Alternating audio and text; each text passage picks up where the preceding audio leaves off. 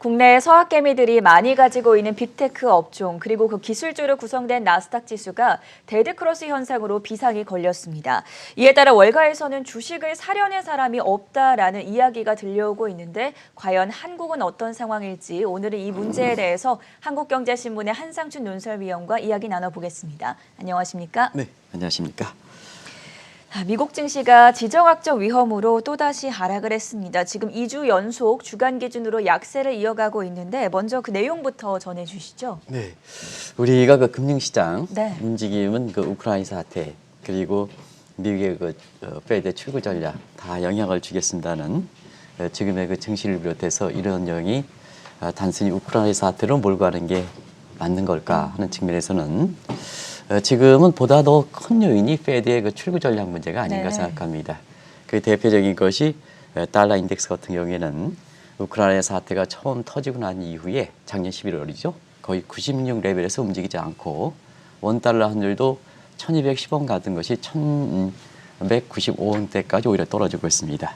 그래서 우리가 우크라이나 얘기할 때 너무 이것을 아주 과잉적으로 해석하는 것은 우리가 좀 이렇게 경계해야 되지 않냐 하는 생각이 드는데요. 오늘 매일 현지에서 이렇게 전해주는 김현석 특파원 내용과 좀 겹치지 않는 선에서 우크라이나 문제를 좀 잠시 한번 보도록 하겠습니다. 예. 우크라이나 사태, 유엔에서 이렇게 멀링턴 국무장관이 얘기했을 때가 아마 화제가 됐을 겁니다. 모든 미국의 패를 다 보여줬습니다. 이게 왜 그럴까 하는 측면에서는 바이든 이렇게 정부에서 보면 우리가 셀러번 패러다임에 대해서 말씀드렸습니다. 이 셀러번 패러다임은 까마귀 대 까마귀가 아니라 독수리 대 까마귀다. 위에서 보는 전략이다. 이렇게 보이겠습니다. 그러면 뭐든지 힘의 우위가 있는 입장에서는 전략을 보여주는 것이 오히려 사태 해결에 도움될 수 있다는 얘기입니다. 그것이 전쟁 발발 시나리오를 공개했던 문제거든요. 이게 이제 과거에도 그렇습니다. 과거에도 1961년에 쿠바에 이렇게 사태가 아주 됐을 때 케네디 정부가 구소련의 핵미사일 전쟁 시나리오를 공개해서 이 문제가 정리됐던 이런 데거든요. 그런 측면에서 보면 고도의 전략으로 이 셀러번 패러다임을 월링턴 장관이 그대로 보여준 것이 아닌가 생각합니다. 그래서 아까 김 특파원께서도 우크라이나 사태 관련해서 세 가지 시나리오를 일반적으로 얘기했습니다는 일단은 관련 국가들, 유럽과 우크라이나, 러시아, 그리고 여기에 미국과 나토가 참여하는 전면전, 이건 뭐 제3차 대결이 되겠죠. 그 다음에 낙관론은 민스크 협정, 그리고 우리가 이 시간을 제시했습니다는 핀란드식 중립권 해결에 따라서 다시 평화를 찾는 낙관론, 그리고 그 중간지대로 이렇게 보고 있습니다. 중간지대로 이렇게 되고 있습니다는 현재 군사와 관련된 이런 분들의 얘기는 국지전의 양상을 띠지 않겠느냐 이런 쪽으로 보고 그래서 일전에도 지적되어 있습니다는 러시아는 우크라이나는 전략적 요측이기 때문에 이게 이렇게 쉽게 해결될 수 있는 성질의 것은 아니다 하는 중간지대로 본다 이렇게 보시면 되겠습니다. 지금 세계 경제나 증시 입장에서는 비관 녹인 전쟁 시나리오 못지않게 또 심각하게 받아들여지고 있는 게 회생론입니다. 여기에 대해서는 어떻게 보십니까? 네, 우리가 투자 관점에서 보면은 전쟁은 발생하지 않아야 되겠습니다. 이건 좀 전제 조건에서 말씀드리겠습니다. 투자 관점에서는 오히려 전쟁이 실제로 발생하는 것이 트래피킹, 저가 매수에 좋은 기회가 될 수 있다. 전제 조건은 전쟁은 이루어지지 말아야 된다. 이렇게 하고 말씀드리겠습니다. 투자 관점에서만 이렇게 얘기하겠습니다. 근데 우리가 중간지대를 하는 것은 상당 부분 포트폴리오를 근본적으로 좀 변화해야 되기 때문에 사실 투자 대응적인 측면에서는 회색지대도 전쟁 발생 이상으로 만만치 않다 이렇게 보겠습니다. 그래서 월가에서는 다양한 3대 시나리오에 대해서 이렇게 포트폴리오에 새로운 전략들이 많이 나오고 특히 지난 주말에 월가에서 주식을 사지 마라, 데드크로스 발생한다, 은행에다 돈 넣어라 이런 쪽의 얘기들이 많이 나오는 것은 바로 향후에 우크라이나 사태와 관련해서 보다 포트폴리오에 변화가 필요한 시점이 아니냐 하는 이런 각도에서 나오는 얘기다 하는 걸 말씀드리겠습니다. 자, 지금 세 가지 시나리오에 대해서 말씀을 해주셨는데요. 회생론이 어려울 수 있다는 건 왜 그런 걸까요? 아무래도 이제 회생론이라는 것은 우크라이나의 지정학적 요충지, 그다음에 유라시아의 과거부터 화약고이기 때문에 이 회색론은 전면전이 아니다 하더라도 우크라이나에서 반정부군에 대해서는 러시아가 지원하고 그 다음에 정부군에 대해서는 간접적으로 유럽이라든가 미국이 지원하는 형태이기 때문에 사실 장기화된다는 얘기거든요. 네.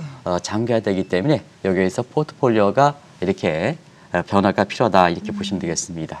그래서 우리가 이게 국지전 얘기 나올 때 미국 월가에서는 Flight to Quality라는 거, Resort to Risk라는 이런 대목이 다시 한번 좀 나오고 있습니다. 이 대목에 대해서 뭐 시청자 여러분 잘 아시겠습니다는 Resort to Risk는 우리가 위험 자산의 주식과 비트코인과 어떤 것을 저가 매수하라는 얘기 되겠죠. 지금 시점에서 이렇게 보면 Flight to Quality는 안정 자산에 대해서 의지한다 하는 얘기죠.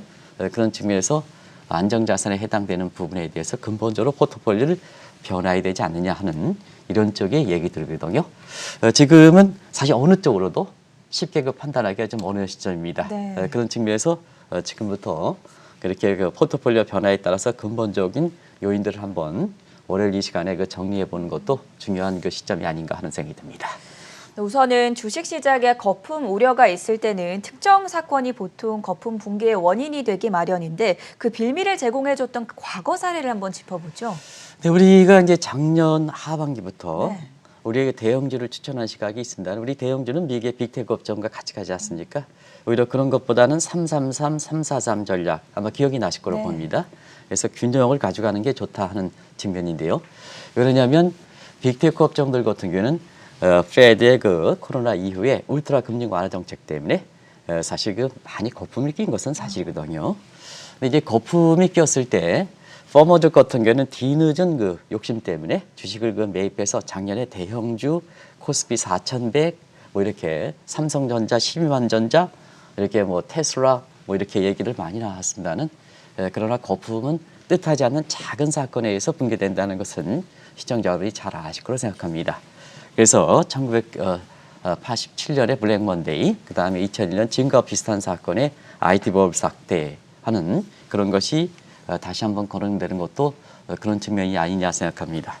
그런 관점에서 코로나 이후에는 제로금리 정책, 마이너스 금리죠. 그래서 정주연의 PR이라든가 이런 지표를 볼 때는 가장 많이 이렇게 올라간 것이 미국의 빅테크 업종 아니겠습니까? 그렇죠. 지금 미국의 나스닥 지수가 이렇게 떨어진데도 불구하고 또 아직도 이렇게 상장주 추천하는 시각들이 있죠. 그런 시각들이 있는데요. 그게 마지막 끝 무렵에 발생하는 현상이다 이렇게 보겠습니다. 근데 이제 최근에 앞서 우크라이나 사태도 영향이 있지만 지금의 미국의 빅테크 업종이라든가 이런 게 현대는 미국의 페드의 출구 전략이 아까 김현석 특파원께서도 우크라이나 사태가 끝나더라도 페드의 출구 전략 때문에 굉장히 변동성이 심해질 것이다 하는 그 문제를 잘 지적해 드렸습니다는 결과적으로 지금의 미국 주식이 이렇게 떨어지고 비트코인 떨어진 데는 페드의 영향이 더 크게 영향을 미치고 있다. 왜냐하면 국제 간 자금 흐름에서 보면 지정학적 위험에 많은 영향을 받고 있는 달러 문제는 달러 인덱스 96 레벨에서 거의 변동이 움직임이 나타나지 않는 상황이거든요. 그런 측면에서 지금 시점에서 보는 페드의 이렇게 출구 전략 문제인데요. 아시겠습니다는 페드 출구 전략 금리 인상이죠. 금리 인상이죠. 이제 금리 인상은 기정사실화 되니까 금리 인상은 미래에 대해서 잠재 가치가 떨어지는 거 아니겠습니까? 그래서 빅테크 업종을 비롯해서 나스닥 지수가 많이 떨어지는 배경이다 하는 걸 말씀드리고요. 그다음에 가치가 있느냐 없느냐 각도에서 이렇게 미국의 금리는 빅테크와 이렇게 비트코인을 바탕 가상화폐가 같이 움직이기 때문에 가치가 없는 건 더 많이 떨어지는 거죠. 그래서 비트코인이 지난 주말에 38,000달러에서 제 기억으로는 작년 11월 12일 날 비트코인 가격이 67,000달러 가서 이때 이거 10만 달러, 51만 달러, 30만 달러 이렇게 얘기도 나왔습니다는 결과대로 지금 38,000달러대로 급락하는 상황이다 이렇게 됐습니다. 그리고 또 한 가지는 우크라이나 사태를 계기로 해서 또 미국의 출구 전략을 해서 나스닥 지수가 데드 크로스가 발생한 것. 이 점도 아마 투자하는 입장에서는 아마 기술적 지표는 아마 우리 시청자분이 저보다 더 잘 아실 거로 생각합니다. 어떤 의미를 갖고 있는지. 그래서 향후에 미국의 월가에서 보면 그동안 코로나 이후에 미국의 러빈 후드의 개인 투자가들의 수익을 보장했던 나스닥 지수 빅테크 업종이 데드 크로스가 발생함에 따라서 주식을 반드시 사라는 아주 안 사라는 얘기는 아닌데요. 극단적으로 보면 주식을 사지 말아라 이런 쪽에 얘기들이 나오는 것이 아닌가 생각합니다. 아마 많이들 아시겠지만 오랜만에 이 용어가 나온 만큼 나스닥 지수의 데드크로스가 무엇인지 간단하게 좀 설명해 주시죠. 네, 데드크로스는 뭐 저도 이 기술적 지표에 대해서는 우리 그 시청자보다는 잘 모릅니다. 근데 다시 그 인터넷을 뒤져가지고 알긴 압니다 하는 네. 시청자 여러분의 정확한 지식을 전해드리기 위해서 했는데요. 70월 이동평균선이 150월 이동평균선이 있는데요. 밑으로 75 이동평균이 150월 이동평균선을 뚫고 내려갈 때 이걸 보통 데드크로스다 하는 것은 시청자 여러분이 잘 아실 거로 봅니다. 반대로 75 이동평균선이 이렇게 150 이동평균선 상향으로 뚫고 갈 때는 골든크로스다. 그럼 어떤 의미냐? 데드크로스는 추세적인 하락이다. 본격적 조정이다. 그다음에 골드크로스는 대세 상승이다 하는 것은 잘 아실 거로 봅니다. 결과적으로 이렇게 데드크로스가 단기 성격을 아니라 장기적인 성격을 갖고 있는 주가 하락 국면이라는 얘기입니다. 지금 자금이 빼겠죠? 그 자금이 빼는데요. 이 자금이 지금 어디로 갈 것인가? 이것이 이제 지금 관심이죠. 지금 상태에서 중국 쪽으로 많이 몰려가는 모습이다 하는 것을 말씀드리겠습니다. 그래서 지금의 미국의 그 나스닥에서 이렇게 이탈된 자금들 같은 경우에는 어디로 반해가냐 하면 일단은 우크라이나 사태든 이렇게 세계 가치 공급망 그 파손이든 이런 쪽으로 해서 지금 부존자원 가격이 굉장히 좋지 않습니까? 그래서 브라질과 그다음에 IT의 중국 대체국 이건 테크래시 때문에 이런 강구로 들어가는 사항이 발견된다 하는 것을 말씀드리고요. 그다음에 빅테크 업종도 많이 분류되어 있죠. 요즘 그 전 앵커에 비해서 빵 얘기가 좀 많이 줄어들었을 겁니다. 예. 그래서 여기에서 페이스북이라든가 이런 주가 같은 경우에는 아주 안 좋기 때문에 그래서 멘타라는 업종도 있는데 여기서 또 테슬라도 좀 어려운 것 같습니다. 또 새로운 영화가 나올 것 같습니다. 네. 그래서 지금 미국의 월가에서는 빅테크 업종도 이렇게 분열한다, 깨진다, 공부했던 게 깨진다. 그래서 빵에서 멘타로 이렇게 이동된다 그럽니다는 이것조차도 굉장히 테슬라가 굉장히 안 좋기 때문에 주가가 이것도 굉장히 다른 용어가 나올 수 있다 이렇게 보겠습니다. 그리고 일부 그 한국으로 유입설 얘기를 많이 하는 시각이 있는 것 같아요. 유튜브에서. 예. 그래서 일부 그 전문가라 하는 사람이 이제 한국으로 유입설. 저도 한국으로 유입되기를 바랍니다. 그런데 지금 상태에서 나중에 점검해 드리겠습니다는 투자 매력도가 그렇게 높지 않은 상황이다. 그리고 신흥국에 들어올 때는 권력이 확 이렇게 누수 현상이 없어야 되는데요. 네. 한국은 권력의 그 교체기에 있죠. 그렇죠. 그런 측면에서 일부에서 미국이 좀 이게 들어갔던 자금들이 이탈하면 어디로 갈 것이냐 하는 측면에서는 한국을 좀 많이 꼽는 시각이 있는데요. 저도 그렇게 되면 되는데요. 실제로 보면 투자 매력도가 다른 국가에 비해서는 떨어진다. 이걸 좀 자세하게 말씀드리겠습니다. 자, 서학개미들의 최대 관심이 되고 있는 미국의 빅테크 업종 그리고 그로 이루어진 기술주 중심의 나스닥 지수 향방은 어떻게 될 거라고 보십니까? 네, 나스닥 지수는 우크라이나 사태보다는 네. 미국의 페드의 출구 전략이 더 큰 앞으로의 추세를 결정한다는 것은 잘 아실 거로 이렇게 봅니다. 미래 잠재 가치 관련해서 금리와 유동성 문제가 굉장히 중요하기 때문에 그러면 지금의 이번 주에도 개인 그 PCE 이렇게 물가지수가 발표합니다는 굉장히 높게 나올 거로 보이는데요. 어떻게 정책할 것이냐 하는 측면에서는 페드는 지금 고용보다는 인플레의 안정에 더 우선순위를 갖고 있다 하는 각도에서 지금의 상황이 스태그플레이션, 슬로우 프레이션 상황이기 때문에 우리가 이 방송을 통해서 어떤 쪽으로 가겠느냐 하는 측면에서는 1980년대 초에 폴 볼커 방식으로 가지 않겠느냐 이렇게 보고 있습니다. 그래서 경기 부양 쪽은 이렇게 제닛 앨런의 재무부에서 맡기고 그 다음에 물가 쪽은 페드의 그 본래 지위로 중앙은행 본래 지위로 해서 단기간에 샥을 주는 충격 방법으로 이렇게 가지 않겠느냐 이렇게 보고 있습니다. 그래서 3월 달에는 뭐 지금 0.5%의 금리 인상은 기정사실화되고 있죠. 그렇죠. 그래서 이 0.5%만 가져간다 하더라도 굉장히 빅 스텝이다 네. 하는 측면에서 사실상 지금 각도에서는 빅스텝 금리 인상 그리고 스텝 바이 스텝을 한다면 0.25%포인트 이렇게 사실 그 노멀 스텝으로 가고 여기에 QT를 붙이는 연계해서 서로가 유동성 회수와 그다음에 금리 인상과 서로 조합점을 가져가서 왜 이런 얘기를 하냐면요. 금리 인상 부분에 대해서는 사실 빚이 많은 미국도 가계부채가 많거든요. 그래서 저렇게 금리 인상하면 중하위 계층들이 굉장히 타격을 받기 때문에 빅스텝보다는 또 조합점도 나올 수 있다는 얘기입니다.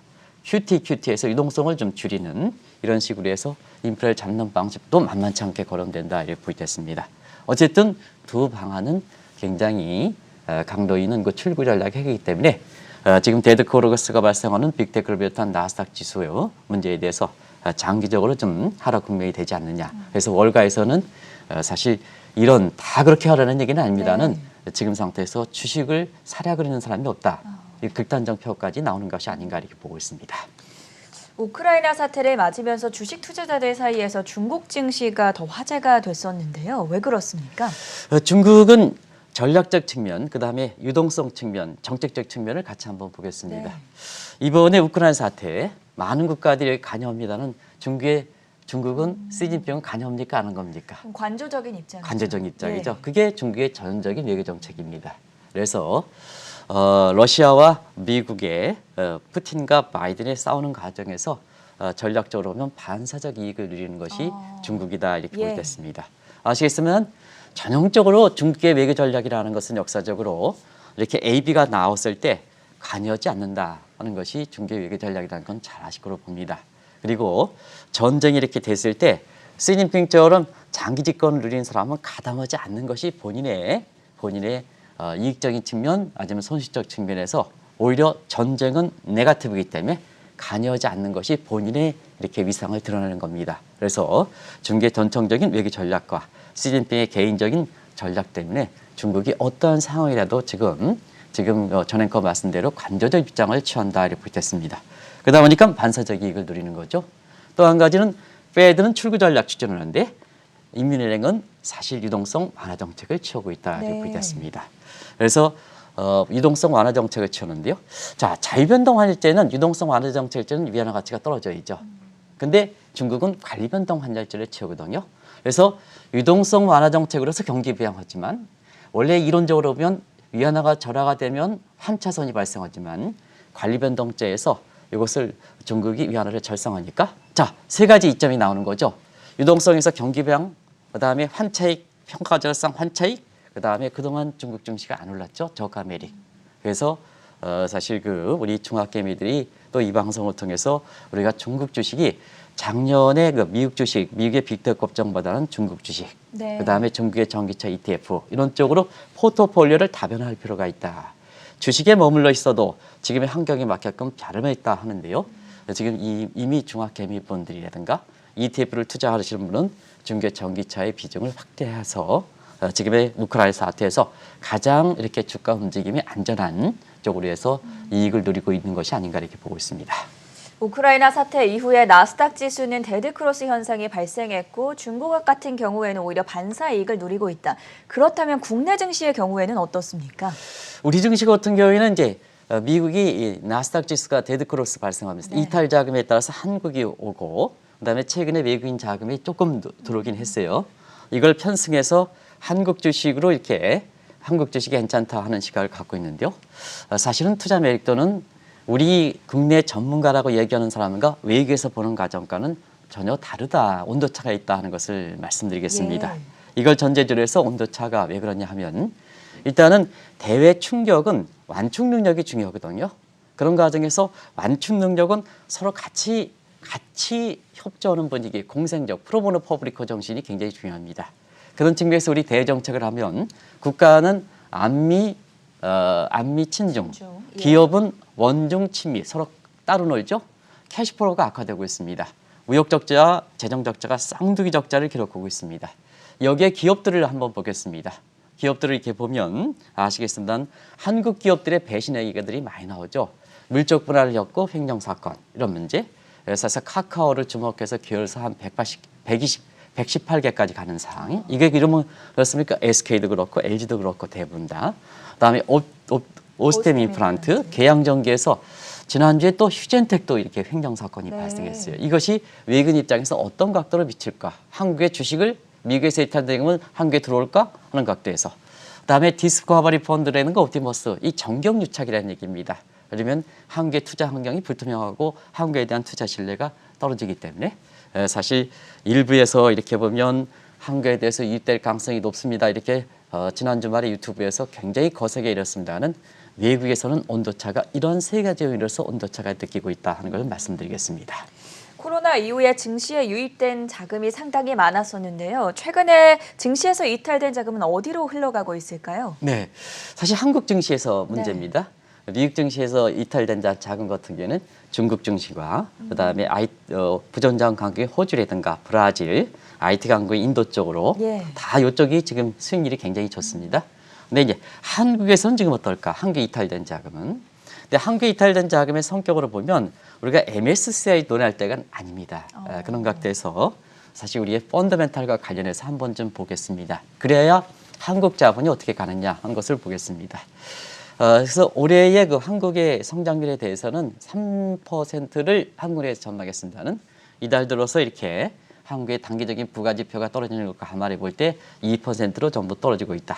그러면 오쿤의 법칙에서 이렇게 보면은 이제 우리나라도 GDP 갭상으로 보면 인플레 갭에서 지금 플랫하거나 경우에 따라서 디플레 갭으로 떨어진다. 한국은행의 금리를 3차례 올렸죠. 이런 상황이 지금 오고 있습니다. 그래서 서울대학교의 장영선 교수께서는 오픈 개수가 떨어진다. 필리스 거기서 우상향이다. 스태그플레이션까지 우려된다. 펀더멘탈이 그렇다는 얘기입니다. 그런 측면에서 지금 금융과 실물 간의 괴리 현상이 좀 많이 발생하고 있는데요. 이 괴리된 자금이 지금 어디로 가느냐? 부동화되고 있습니다. 부동화되고 있습니다. 그게 우리 경제 활력 지표가 많이 떨어지는 배경이다. 아시겠으나 우리 경제 활력 지표 같은 경우는 대부분 다 유통 속도라든가 통화 성수 문제인데 많이 떨어지고 있습니다. 그래서 지금은 우리나라는 단기 부동화되는 상태다. 그래서 예적금으로 들어가고 증시의 MF로 자금인데요. 이 자금이 증시로 이렇게 들어오기 위해서는 일전에도 말씀드렸지만 K주주 운동, 그다음에 세이비 코스피 운동 이걸 좀 범국민 운동으로 돼서 증시가 살아야 자본주의가 돼야 우리가 선진화가 될 수 있습니다. 이런 쪽으로 해서 우리 정책 당국에서 이런 쪽에 사실 K주주종, 세이비 코스피 운동 이것을 범국민 운동으로 승화시키고 이것을 활성화시키기 위해서는 사실 국가와 그다음에 기업 간의 외교 정책 통일 그리고 무역 적자, 재정 적자 줄여 그리고 무엇보다도 투자 대상 기업의 이렇게 대규모 횡령 사건이라든가 이런 것 깨끗하게 투명하고 그다음에 디스커버리, 옵티머스, 라인 굉장히 정경유착 분리, 투명성 강화 이런 쪽으로 해줘야 된다는 걸 말씀드리겠습니다. 네, 미국의 나스닥 지수가 고점 대비 16% 급락하고 데드크로스 현상이 발생한 가운데 국내 증시 상황은 어떤지 자세하게 짚어봤고요. 지금까지 한국경제신문의 한상춘 논설위원과 함께했습니다. 고맙습니다. 고맙습니다.